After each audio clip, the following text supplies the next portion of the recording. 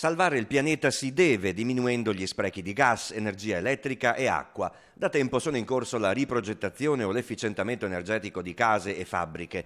Progettisti, impiantisti e installatori di tutto il Veneto si tengono aggiornati e si formano su quelli che sono i doveri loro e dei loro clienti.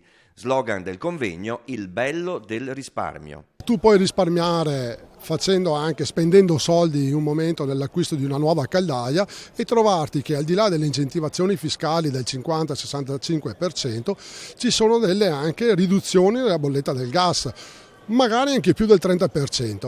Un altro bello del risparmio potrebbe essere anche quello di risparmiare le risorse in ambiente.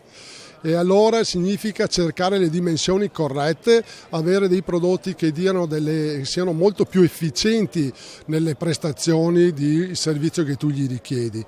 Al centro di tutto rimane l'uomo, ribadisce Zilio, e le nuove tecnologie al suo servizio. Anche per questo all'edizione di Idrocaldo a Villa d'Aschio sono stati offerti seminari sulle nuove normative, sulla privacy, sul rating bancario e i pagamenti elettronici.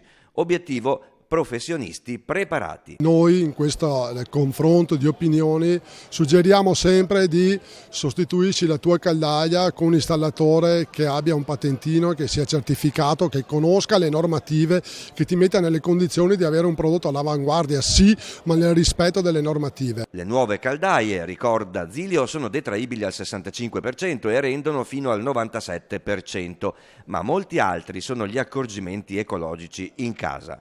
Il bello del risparmio: avere una cassetta di risciacquo che consuma 3 litri per risciacquare le famose esigenze fisiologiche che abbiamo noi rispetto ai 9 litri è molto importante per il risparmio dell'ambiente e delle risorse.